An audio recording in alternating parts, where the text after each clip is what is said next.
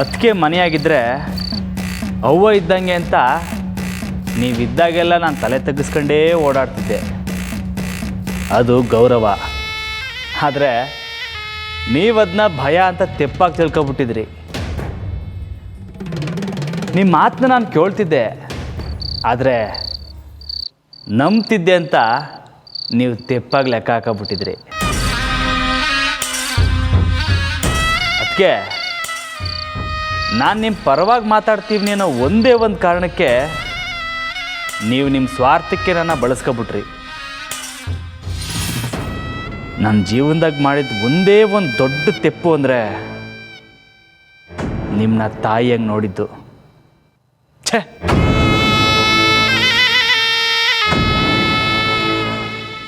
ಅದಕ್ಕೆ ನೀವು ಈ ಉಯ್ಯಾಲೆ ಮೇಲೆ ಕೂತ್ಕೊತೀರ ಅನ್ನೋ ಒಂದೇ ಒಂದು ಗೌರವಕ್ಕೆ ನಾನು ಯಾವತ್ತೂ ಇದ್ರ ಮೇಲೆ ಕೂತಿರಲಿಲ್ಲ. ಸಂದಾಗೆ ಐತೆ ನೋಡಿ, ಮರ ಐತೆ, ಕಬ್ಬಣ ಐತೆ, ಜೊತೆಗೆ ಮನಸ್ಸನ್ನ ಕೂರಿಸ್ಕೊಂಡು ತೂಗಾಡಿಸ್ತೈತೆ ನೋಡಿ. ಮರ ಯಾಕೆ ನಾನು ಭಾರ ಹೊತ್ಕೊಂಡು ತೂಗಾಡಿಸ್ಬೇಕು ಅನ್ನೋಕ್ಕಿಲ್ಲ, ಹಂಗೆ ಈ ಕಬ್ಬಣ ಯಾಕೆ ನಾನು ಭಾರ ತಡಿಬೇಕು ಅಂತ ತಕರಾರು ಮಾಡೋಕ್ಕಿಲ್ಲ ಅಲ್ವರ. ಒಂದು ಕುಟುಂಬ ಅಂದರೂ ಹಂಗೆಯ, ಎಲ್ಲರೂ ಒಟ್ಟಿಗೆ ನಿಂತರೆ ಏಟೇ ಭಾರ ಇದ್ರೂ ತಡಿಬೋದು. ಆದರೆ ಆ ಕುಟುಂಬದಲ್ಲಿ ಯಾರ ಒಬ್ಬರು ನನಗೆ ಯಾಕೆ ಬೇಕಿದೆಲ್ಲ ಅಂತ ಸ್ವಾರ್ಥಿ ಆದರೂ ಅಷ್ಟೇ, ಮುಗಿದೋಯ್ತು. ಆ ಕುಟುಂಬ ಅಲ್ಲಿಗೆ ಸರ್ವನಾಶ ಆಗೋಯ್ತದೆ. ನೀವು ಸ್ವಾರ್ಥಿ ಅಂತ ಅರ್ಥ ಮಾಡ್ಕೊಳ್ಳೋಕ್ಕೆ ಸ್ಯಾನೆ ಸಮಯ ಆಗೋಯ್ತು. ಅದಕ್ಕೆ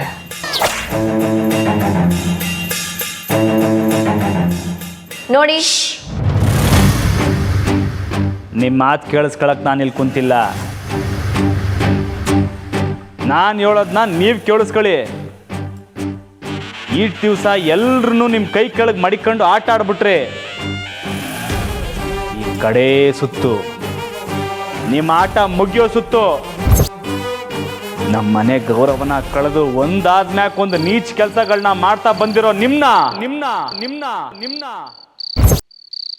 ನಾನು ಯಾವುದೇ ಕಾರಣಕ್ಕೂ ಕ್ಷಮಿಸಕ್ಕಿಲ್ಲ.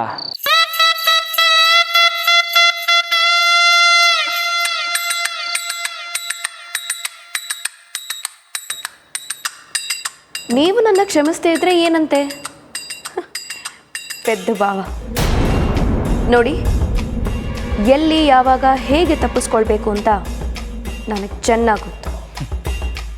ನಿಮಗೆ ಸಂದಾಗ ಗೊತ್ತು ಅನ್ನೋದು ಈ ದಿವಸ ನಮಗೆ ಗೊತ್ತಿರ್ಲಿಲ್ವಲ್ಲ, ಅದಕ್ಕೆ ತಪ್ಪಿಸ್ಕೊಳ್ತಿದ್ರಿ. ಈಗ ನನಗೆ ಗೊತ್ತಾಗೈತಲ್ಲ, ಇನ್ನು ಮ್ಯಾಕೈತೆ. ಪಾದ ಮಡಗಿ ಜಾಗದಾಗೆಲ್ಲ ಪಟಾಕಿ, ನಿಲ್ಲಕ್ಕೂ ಆಗಬಾರ್ದು, ಓಡಕ್ಕೂ ಆಗಬಾರ್ದು.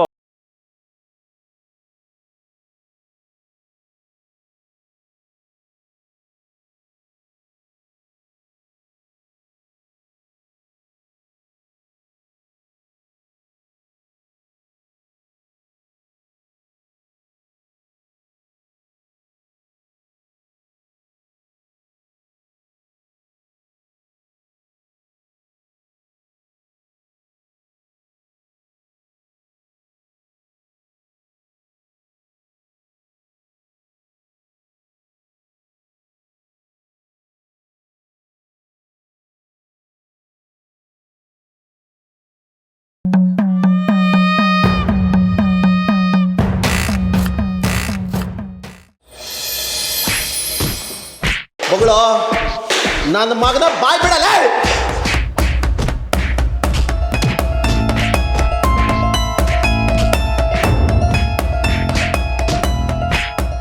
ಹೇಳೋ ಹೇಳೋ ಬೊಗಳಲ್ಲೇ, ಬೊಗಳ ನನ್ನ ಮಗನ. ಸರ್ ಸರ್ ದಯವಿಟ್ಟು ನಿಲ್ಲಿಸಿ, ನಾನು ನಿಜ ಹೇಳ್ತೀನಿ. ಬೊಗಳ ಹೇಳೋ. ಹೇಳ್ತೀನಿ. ಕಾನ್ಸ್ಟೇಬಲ್, ನೀವು ಹೇಳೋದೆಲ್ಲ ರೆಕಾರ್ಡ್ ಮಾಡ್ಕೊಳ್ರಿ.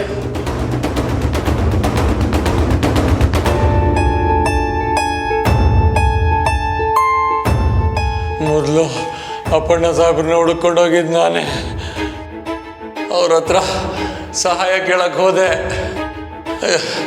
ಜಾಗನ ಡಿನೋಟಿಫೈ ಮಾಡಿ ಅಂತ ಕೇಳ್ಕೊಂಡೆ. ಆದರೆ ಅವ್ರು ಒಪ್ಪಲಿಲ್ಲ.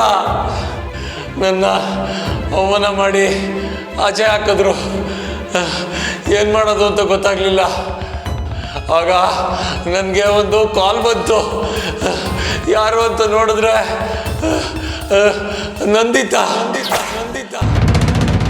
ಅಪ್ಪಣ್ಣವ್ರ 2ನೇ ಸೊಸೆ ನಂದಿತಾ ನನಗೆ ಫೋನ್ ಮಾಡಿ ಡೀಲ್ನ ಮುಗಿಸ್ಕೊಡೋದಾಗ ಹೇಳಿದ್ರು. ಅದಕ್ಕೆ ರಿಟರ್ನ್ ಆಗಿ ಒಳ್ಳೆ ಜಾಗನ ಅವ್ರ ಹೆಸರಲ್ಲಿ ರಿಜಿಸ್ಟರ್ ಮಾಡು ಅಂತ ಹೇಳಿದ್ರು. ಇದಕ್ಕೆಲ್ಲ ನಾನು ಒಪ್ಕೊಂಡೆ.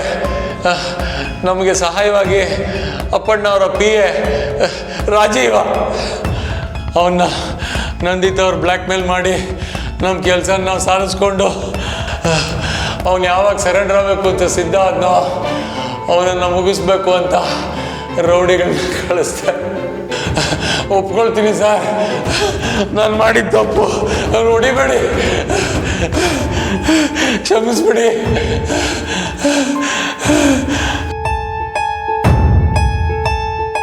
ಏ ಕಾನ್ಸ್ಟೇಬಲ್, ನನ್ನ ಮಕ್ಕಳನ್ನ ಬಿಡಬಾರ್ದು. ಎಲ್ಲೇ ಇದ್ರೂ ಹುಡುಕಿ ಎತ್ತಾಕೊಂಡು ಬರಬೇಕು. ನೈಟ್ ಟೀಮ ರೆಡಿಯಾಗಿರಕಳ್ರಿ.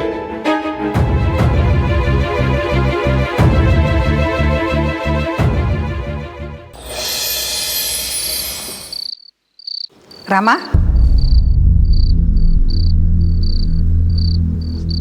ನಿಮ್ಮ ಅತ್ತಿಗೇನು ಮಾತಾಡ್ಸ್ಕೊಂಡು ಬರ್ತಿದ್ಯಾ? ಹ್ಞೂ ಶಾರದವ್ವ, ಸ್ಟೆಪ್ಪೆಲ್ಲ ಮಾಡಿದ್ರು ಏಟು ದಿಮಾಕಲ್ಲಿ ಮಾತಾಡ್ತಾವ್ರೆ ಗೊತ್ತಾ? ಹುಟ್ಟುಗುಣ ಸುಟ್ಟರು ಹೋಗೋಕ್ಕಿಲ್ಲ. ಆದರೆ ನನ್ನ ಹುಟ್ಟು ಗುಣ ಹೊಂಟೋಯ್ತಲ್ಲ ಶಾರದವ್ವ. ಮೊದಲಿಂದನೂ ಅತ್ತಿಗೆ ಅಂದರೆ ತಾಯಿ ಹೆಂಗೆ ನೋಡ್ತಿದ್ದವು ನಾನು. ಈಗ ಅವ್ರನ್ನೇ ಎದುರಾಕೊಳ್ಳಂಗೆ ಆಗೋಯ್ತಲ್ಲ ಶಾರದವ್ವ. ತೆಪ್ಪು ನಿಂದಲ್ಲ ರಾಮ, ನೀನು ಯಾಕೆ ಬೇಸರ ಮಾಡ್ಕೋತೀಯ? ಬಿಡು, ಅವ್ರವ್ರು ಮಾಡಿದ ಪಾಪಕ್ಕೆ ತಕ್ಕ ಪ್ರತಿಫಲ ಅನುಭವಿಸ್ತಾರೆ. ಅದಿರಲಿ, ಸಾಹೇಬರು ಯಾವಾಗ ಬಿಡುಗಡೆ ಆಗ್ತಾರೆ ಏನನ್ನ ಗೊತ್ತಾಯ್ತಾ? ಬರ್ತಾರೆ ಶಾರದವ್ವ, ಅಪ್ಪಯ್ಯ ಆದಷ್ಟು ಬಿರ್ನೆ ಬರ್ತಾರೆ. ನಮಗೆ ಬೇಕಾದವ್ರೇನೆ ನಮ್ಮ ಸುತ್ತ ಮುಳ್ಳಿನ ಗಿಡದ ಥರ ಬೆಳ್ಕೊಂಡು ಅಪ್ಪಯ್ಯನ ಒಳಗಾಕ್ಸವ್ರೆ. ಆದರೆ ಈಗ ನಮಗೆ ಸಿಕ್ಕಿರೋ ಸಾಕ್ಷಿನ ಬಳಸ್ಕೊಂಡು ಆ ಮುಳ್ಳಿನ ತಂತಿನೆಲ್ಲ ಕಿತ್ತಾಕ್ಬೇಕು. ಯಾಕೆ ಶಾರದವ್ವ, ಯಾಕೆ ಸಪ್ಕಾಗೋದೆ? ಮೊದಲಿಂದಾನು ನಾನುವೇ ನಂದಿತನ ಖಂಡಿಸ್ಬೇಕಾಗಿತ್ತು ಕಲ್ಲ. ಇಷ್ಟೇ ಗೊತ್ತಿದ್ರೂ ಮನೆಗೆ ತೊಂದರೆ ಆಗಬಾರ್ದು ಅಂತ ಸುಮ್ಕೆ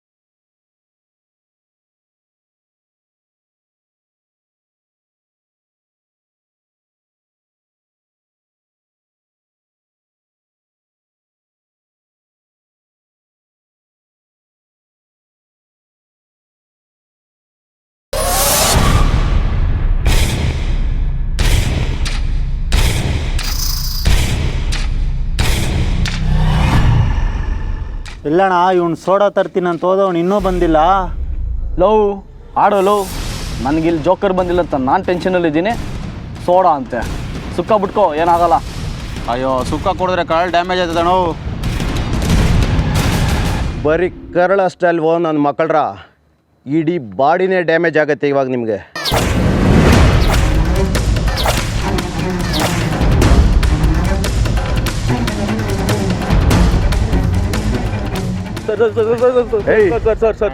ನಡೀರಲ್ಲೇ ನನ್ನ ಮಕ್ಕಳ್ರ, ಸ್ಟೇಷನಲ್ಲಿ ನಿಮಗೆ ರನ್ನಿಂಗ್ ರೇಸ್ ಪ್ರಾಕ್ಟೀಸ್ ಮಾಡಿಸ್ತೀನಿ. ಕಾನ್ಸ್ಟೇಬಲ್ ಹೇಳ್ಕೊ ಬನ್ರಿ.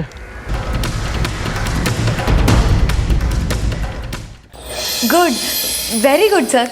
ಯಾ, ನಂಗೆ ಏನಿದ್ರು ಅಪ್ಡೇಟ್ ಮಾಡಿ.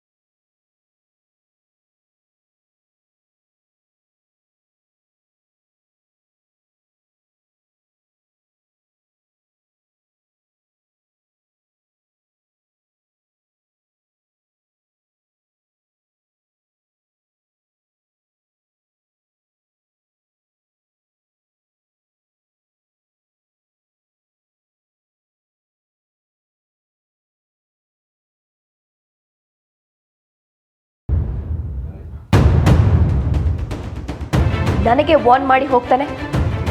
ನಾನು ಸಿಕ್ಕಾಕೊಳ್ತೀನಿ ಅಂತ ಅಷ್ಟು ದಿಮಾಕಲ್ಲಿ ಹೇಳ್ತಾನೆ. ಲೋ ಕೋಣ, ಏನ್ ಮಾಡ್ತೀನಿ ಅಂತ ನೋಡ್ತಾ ಇರು.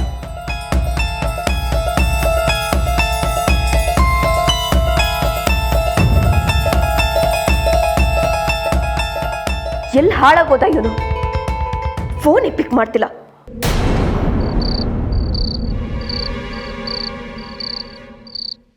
ಕಿರುತೆರಲಿ ಪ್ರಪ್ರಥಮ ಬಾರಿಗೆ ನಮ್ಮತ್ತಿಗೆ ಮಾಡಿದ ತೆಪ್ಪಿಗೆಲ್ಲ ಶಿಕ್ಷೆ ಅನುಭವಿಸ್ತಾರೆ. ನೋಡ್ತಾ ಇರಿ ಅತಿ ಶೀಘ್ರದಲ್ಲಿ. ಇಲ್ಲ, ನಾನು ಸಿಕ್ಕಾಕೊಳ್ಳೋದಿಲ್ಲ.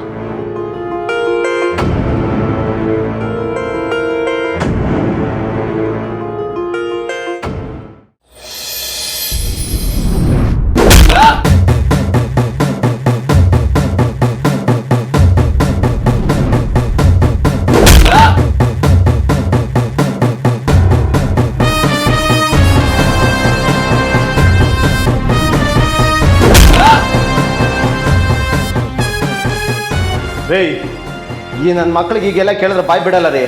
ಚೇರ್ ಮೇಲೆ ಕಟ್ಟಾಕ್ರಿ. ಅದು ಹೆಂಗೆ ಬಾಯ್ ಬಿಡಲ್ಲ ಅಂತ ನಾನು ವಿಚಾರಿಸ್ತೀನಿ.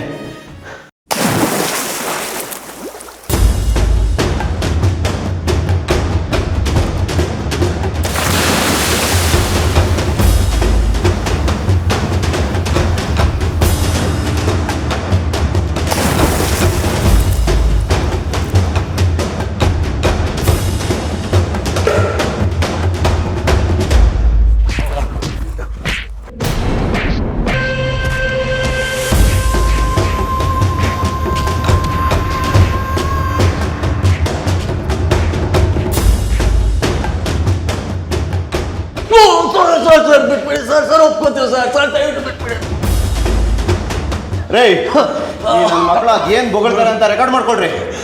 ಮಗಳ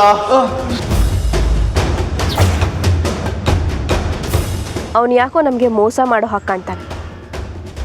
ತೊಂದರೆ ಕೊಟ್ಟರು ಕೊಡ್ಬೋದು, ಮುಗಿಸ್ಬಿಡಿ.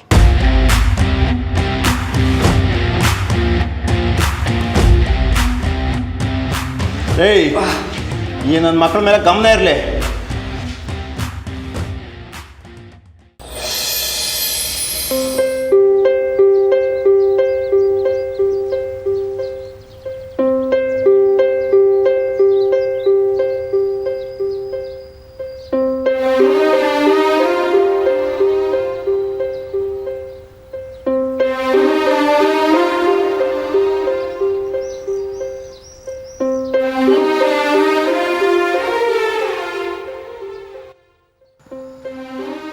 ಏನು ಬರೋಕ್ಕೆ ಹೇಳೋದಂತಲ್ಲ? ನಿನಗೆ ನಾನು ಯಾಕೆ ಕರೆದೆ ಅನ್ನೋದು ಗೊತ್ತಿಲ್ಲ ಅಲ್ವಾ?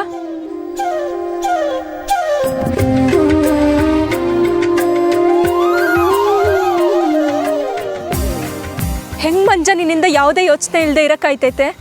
ನೋಡಿ ಮೇಡಮ್, ಈಗಿನ ಪರಿಸ್ಥಿತಿ. ನಾನುವೇ ನನ್ನ ಪರಿಸ್ಥಿತಿ ಬಗ್ಗೆನೇ ಮಾತಾಡ್ತಿರೋದು ಮಂಜ. ನಾವು ಅಪ್ಪ ಎಂಥವು ದಿನ ವಿಷಯ ಮುಚ್ಚಿಟ್ಟು ಕುತ್ಕೊಳ್ಳುವಾಗ ಪ್ರಾಣ ಹೊಂಟೋಯ್ತದೆ. ಯಾವಂದೋ ಫೋಟೋ ತೋರಿಸಿ ಓಕೆನಾ ಅಂತ ಕೇಳುವಾಗ ಏನಂತ ಹೇಳಿ?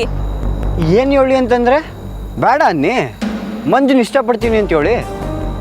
ಓಹೋ ದೊರೆ, ಹಂಗಾರೆ ನೀನು ಬಂದು ನಮ್ಮಪ್ಪ ಅಂತ ಮಾತಾಡೋಕ್ಕಿಲ್ಲ ಅಲ್ವಾ? ನಾನೇ ಮಾತಾಡಬೇಕು ಅಲ್ವಾ?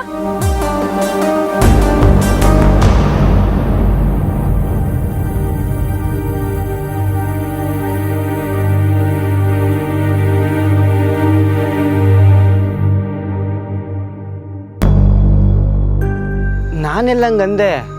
ಈಗ ಸಾಹೇಬ್ರಿಗೆ ಹಿಂಗೆ ಆಗೈತೆ, ನಿಮಗೆ ಗೊತ್ತು ದೊಡ್ಡ ಮನೆಯಲ್ಲಿ ಎಷ್ಟು ಕಷ್ಟ ಐತೆ ಅಂತ.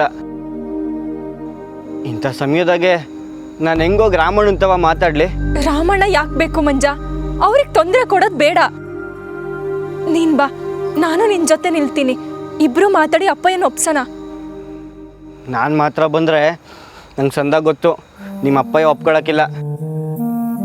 ಸಾಹೇಬ್ರು ಅಥವಾ ರಾಮಣ್ಣ ಬರಲೇಬೇಕು. ಹೊಸಿ ಕಾಯು ಮೈರಿ. ಇನ್ನು ಏಟಂತ ಕಾಯ್ಬೇಕು?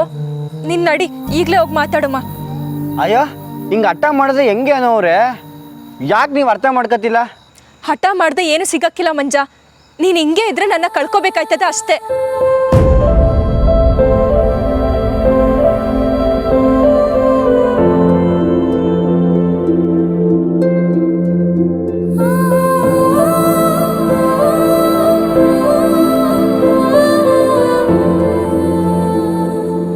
ಸರಿ ಬಿಡಿ, ಅದೇನು ಬರ್ತೈತೋ ಅದೇ ಆಯ್ತೈತೆ.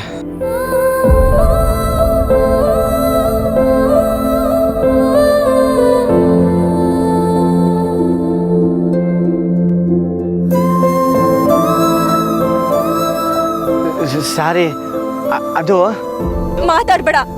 ಅನೂರೇ, ಎಲ್ಲದಕ್ಕೂ ಇನ್ನೊಬ್ರನ್ನ ಅವಲಂಬಿಸಿದ್ರೆ ಜೀವನದಾಗೆ ಸಾನೆ ಕಳ್ಕೊಂತೀಯ ಮಂಜ. ನಾನು ನಿಂತ್ಕಳೆ ಅನು ಮೇಡಮ್, ನಿಂತ್ಕಳೆ ಮೇಡಮ್, ನಿಂತ್ಕಳೆ.